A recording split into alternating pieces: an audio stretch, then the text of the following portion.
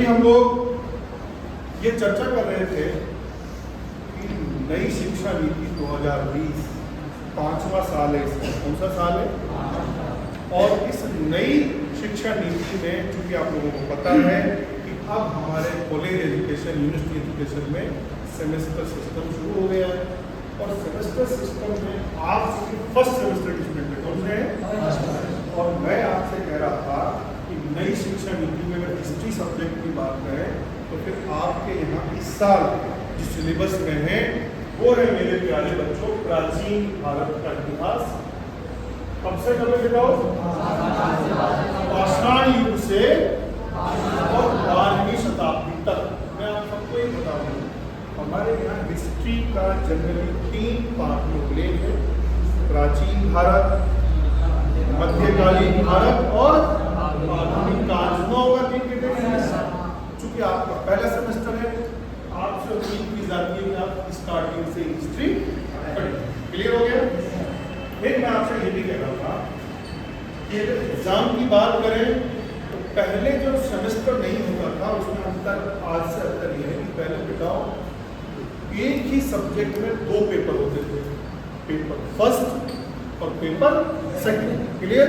लेकिन अब चूंकि हर 6 मंथ में एग्जाम हो गए, अब हर सेमेस्टर में एक ऑप्शनल सब्जेक्ट में आपको एक पेपर ही होगा।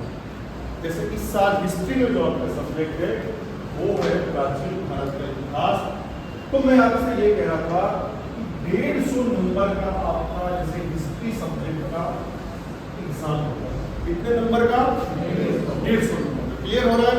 तो आपके फर्स्ट सेमेस्टर में ऑप्शनल जैसे आपके पास 3 ऑप्शनल है, हिस्ट्री है, किसी के पास ज्योग्राफी साथ में, किसी के पास हिंदी साथ में, किसी के पास सोशोलॉजी है, तो कोई और सब्जेक्ट भी है। आप ये मान लेना कि जैसे सपोज करिए सर का सब्जेक्ट हिस्ट्री, तो सर किसके स्टूडेंट है? हिस्ट्री। हिस्ट्री में हमें 150 मार्क्स का एग्जाम देना है। ऐसे ही दूसरा जो कि आपका ऑप्शनल है उसमें भी 150 मार्क्स का है, और ऐसे ही तीसरा आपका जो ऑप्शनल है वो भी बताओ कितने का है? 150 मार्क्स का। हिस्ट्री के नई शिक्षा नीति में 2 पार्ट में बांट दिया। एक तो पार्टीशन उसका ये किया कि 30 मार्क्स, कितने मार्क्स? 30 मार्क्स जो रेगुलर स्टूडेंट है उनके लिए, प्राइवेट के लिए नहीं बताओ, ये नॉन कॉलेज के लिए नहीं, रेगुलर स्टूडेंट्स के 30 मार्क्स कॉलेज के लेवल पर भेजे जाएंगे, डिपार्टमेंट के द्वारा भेजा जाएगा। तो आपके 30 मार्क्स को कौन भेजेंगे? हम लोग भेजेंगे। लेकिन उसमें जो आपकी भूमिका है उसके 3 मानदंड हम मानेंगे। नंबर 1, 75% से 75% या उससे अधिक आपकी हाजिरी होनी चाहिए। नंबर 2, आपका एक असाइनमेंट होगा। क्या होगा बताओ? असाइनमेंट। और नंबर 3, हम अपने कॉलेज के लेवल पर एक एग्जाम लेंगे। उस 30 मार्क्स के का जो मामला है उसको कॉलेज आपकी परफॉर्मेंस के बेस पर कॉलेज सेंड करेगी, कॉलेज उसको भेजेगी। तो फिर मार्क्स कितने बचे आपके? 120। ठीक है? इसको हम जो कॉलेज के स्तर का मामला है उसको बताओ मेरे प्यारे बच्चों बोलते हैं इंटरनल असेसमेंट, कॉलेज स्तर का असेसमेंट। और ये जो है मामला 120 नंबर का, इसको हम बोलते हैं एक्सटर्नल असेसमेंट। इसका आपका एग्जाम होगा, यूनिवर्सिटी एग्जाम को लेगी, एग्जाम अपनी कॉलेज में होगा। कितने मार्क्स का होगा? 120 मार्क्स का। क्लियर हो गया? उसमें मैं आपको ये कह रहा था मेरे प्यारे बच्चों, 120 मार्क्स का जो एग्जाम होगा उसमें जो क्वेश्चंस आएंगे, उसमें जो प्रश्न आएंगे वो 3 प्रकार के होंगे। कितने प्रकार के होंगे?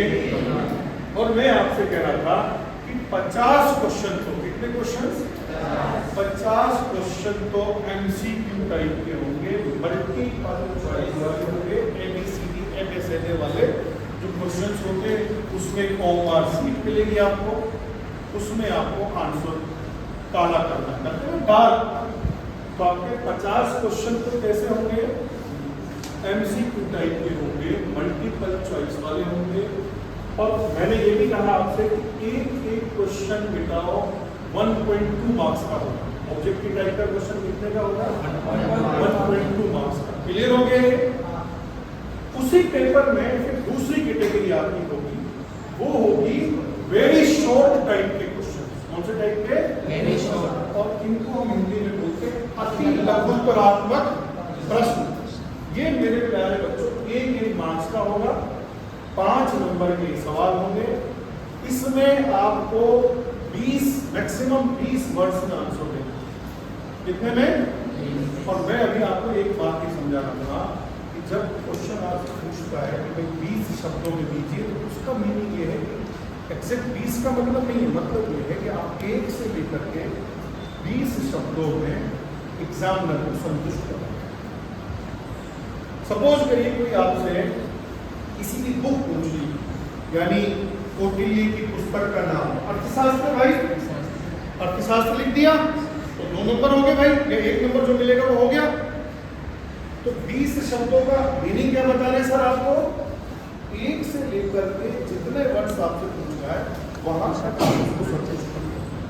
2-4 शब्द आगे पीछे हो सकते हैं, फिटा लेके सर नहीं नापते, जो कॉपी हम चेक करते हैं फिटा नहीं लेते हम, अंदाजा लगाते अननेसेसरी चीजें नहीं लिखी गई हो और चीजें आपने समझा दी हो तो पूरे के पूरे मार्क्स। क्लियर?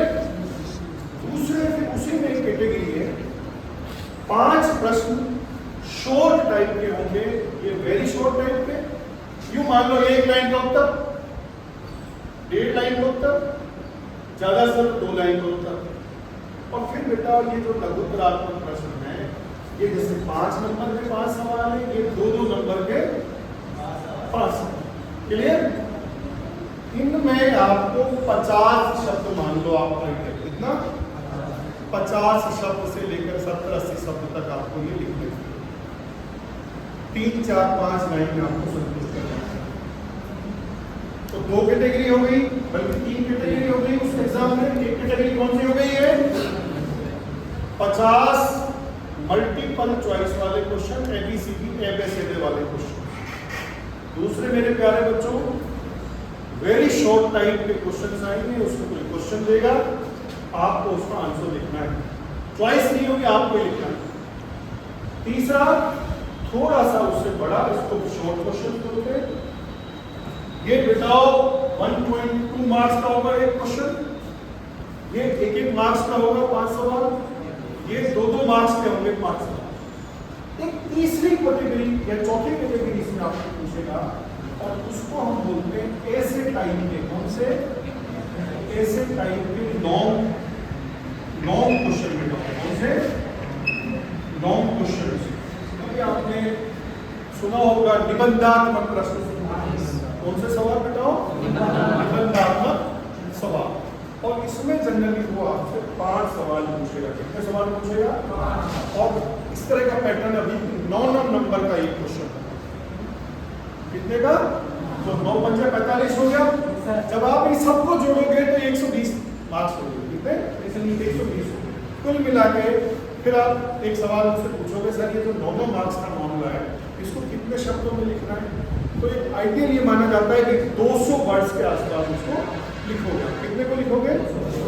आपको अगर कॉपी के बारे में भी बताओ, आपने कॉपी देखी होगी, कॉपी का जो एक पेज है बेटा वो लगभग 125 वर्ड्स का माना जाता है। कितने का? कोई ज्यादा मोटा लिखता है तो 100 वर्ड्स का। आप एक पेज इधर का और एक पेज इधर का करोगे तो 200 शब्द हो गया। ऐसा कोई फिर बता दूं मैं, कोई फिटेशन ही नाप ले। अगर आपको लगता है आपको नॉलेज है तो आप थोड़ा ज्यादा भी कर सकते हैं, और आपको लगता है बहुत कसा हुआ लिख रहे हो, सर अब मैं इसको लिख चुका हूँ, अब तो मैं यूं ही इसके ऊपर लिखूंगा, इसलिए नहीं लिखूंगा, तो आप मत लिखना, वहीं छोड़ देना जहां आपका स्टॉप है। मार्क्स आपको अच्छे मिलेंगे। यानी पेपर का ये ध्यान रखें ना, लोग ये बताने की कोशिश करते हैं सीनियर और हिस्ट्री में तो बहुत लिखना पड़ता है। नो, उतना ही लिखना है जितना आपको अच्छे से आता है, जितना आप अच्छे से लिख सकते हो। अननेसेसरी न तो रिपीट करेंगे और न अनावश्यक कोई इंफॉर्मेशन लिखेंगे। टीचर अच्छे से जानता है। आपकी कॉपी हाथ में आते ही एक चावल से, जैसे हमारी माता पहले मान लेती ना कि चावल गल गए पतीले में, कुकर में, जिसमें भी, ऐसे ही एक टीचर आपकी कॉपी हाथ में आते ही कुछ थोड़ा सा चेक करके उसको पता चल जाता है कि बंदे में वजन कितना है। और टीचर कोशिश यही करता है कि बच्चे के हित में मार्क्स दिए जाएं उसका अहित नहीं हो। आपकी क्षमताएं कैसी हैं, आप कितने मार्क्स उससे ढूंढ सकते हो, वो तो बैठा है, लेकिन वो वैसा नहीं देगा कि आप उसकी उम्मीदों पर खरे नहीं उतरे और आप मार्क्स की उम्मीद करो तो वैसा कभी भी नहीं करेंगे। ध्यान रखना पड़ेगा। तो बेटाओ अब फाइनली इसको समझ लो, इस साल तो आपके 6 महीने बाद दिसंबर जनवरी के आसपास जो एग्जाम होगा उसमें हिस्ट्री में कौन सा पेपर होगा, प्राचीन भारत का इतिहास। और हम लोग कई दिनों से चर्चा कर रहे हैं प्राचीन भारत को, हम लोग चर्चा कर रहे हैं कैसे ब्रह्मांड का उदय हुआ, बिग बैंग थ्योरी हमने पढ़ ली है, फिर हमने जीव का विकास हुआ कैसे, पृथ्वी का विकास हुआ कैसे, हमने धर्मों से कैसे जीव की उत्पत्ति मानी गई है, विज्ञान क्या मानता है, इसमें चर्चा की है, ये नहीं किए। और फिर हमने विकासवाद भी पढ़ा है कि कैसे एक कोशिकीय से बहुकोशिकीय की ओर पूरा विकास हुआ था, तो चर्चा की थी। और फिर हमने होमो सेपियंस देखा, कौन देखा, कैसे वो होमो सेपियंस, हमने ये भी देखा था कि अफ्रीका में हम उसको साक्ष्य देते हैं। मैंने ये भी बताया था अफ्रीका में कीनिया, तंजानिया, युगांडा का इलाका, और मैंने विक्टोरिया झील है वो भी आपको बताई थी, तुर्काना झील बताई थी ना। तो फिर कैसे वो माइग्रेट करते हैं, और मैंने ये भी बताया आपको कि चिंपैंजी और बंदर से थ्योरीज हैं। हालांकि मैंने ये बताया था आपको कि रिलीजन की अपनी थ्योरी है, विज्ञान की अपना सिद्धांत है, समझ रहे हैं। और जब मैंने ये बात की आपसे कि इस जीव से लेकर के और मानव तक जो होमो सेपियंस है, हमारा पहला आदि मानव कौन था, होमो सेपियंस, वहां तक का जो पूरा पीरियड था उसमें बहुत सारे युग रहे थे, ध्यान दें भाई। और मैंने ये भी बताया आपको कि रेप्टिलियास, रेंगने वाले, जुरासिक्स पे बात हुई थी अपनी, फिर मैंने वो मैमल्स, स्तनधारियों की बात की थी। बहुत सारे युग बीत गए और फिर ये मानव वाला युग आया, और अभी हम कौन सा युग जी रहे हैं, मानव वाला। ये ना बात प्यारे बच्चों, मानव ने अपने जीवन की जटिलताओं को सरल बनाने के लिए, आसान करने के लिए टूल्स यूज किए थे। क्या किए थे, और दुनिया का पहला टूल, पहला औजार किससे बना था, पत्थर से। इसलिए युग कौन सा कहलाया, पाषाण युग। और हमारे सिलेबस में क्या लिख दिया, पाषाण काल। और समझ लेना लाखों करोड़ों साल तक मानव ने अपने जीवन की जटिलताओं को किससे सरल बनाया, पत्थर से। तो पत्थर टूल बनाता था, और अपने जैसे आपको ध्यान है शुरू में वो शिकारी जीवन जीता था, मक्कर था, वो रोज शिकार करता था और रोज उसको कंज्यूम कर जाता था। और शिकार किससे करता था, पत्थर से। और ये विकास अपन इससे चर्चा करेंगे कि जब एक दिन आपने कभी देखा होगा गांव देहात में, कुत्ता कई दिनों से नुकसान कर रहा है, आपको मन किया यार एक दिन मुझे पत्थर भाटा मिले, मैं इसको सबक सिखाऊंगा, लेकिन उसको इतनी आदत पड़ गई, तुम झुकते हो पत्थर के लिए, इतनी वो भाग जाता है। जब पत्थर से उस मानव की जटिलताएं सरल नहीं हो रही थी, जटिलताएं ज्यादा बढ़ गई थी, मर्द ज्यादा बढ़ गई थी, तो फिर मानव ने धातु की खोज की, क्या की, और मानव द्वारा खोजा गया पहला धातु तांबे का था। किसका था, इसलिए जब मानव तांबे की धातु का यूज करता था तो युग कहलाया ताम्र। कौन सा कहलाया, दुनिया का पहला औजार पत्थर का। और उसको भी बताओ क्या बनाया था उसने, हैंड एक्स, हस्त कुठार, हाथ में कुल्हाड़ी रखता था। पैसा नहीं बना, भी पैसा ढूंढने में तो लाखों साल लगेंगे। असल में तो मैं आपको मानव का नेचर क्या बता रहा था, मानव का नेचर ये है कि ये अपनी जटिलताओं को सरल बनाने का संघर्ष करता है, हमेशा अपने जीवन को सरल बनाने का संघर्ष करता है। आप क्यों आ रहे हैं यहाँ, अपने जीवन की जटिलताओं को सरल बनाने के लिए। जॉब लग जाएगा सर, नॉलेज बेस्ड सोसाइटीज का पेज है, हमारी पर्सनैलिटी ग्रूमिंग हो जाए, ये तो आ रहे हो ना सर, सम्मान से समाज में हम जी सके,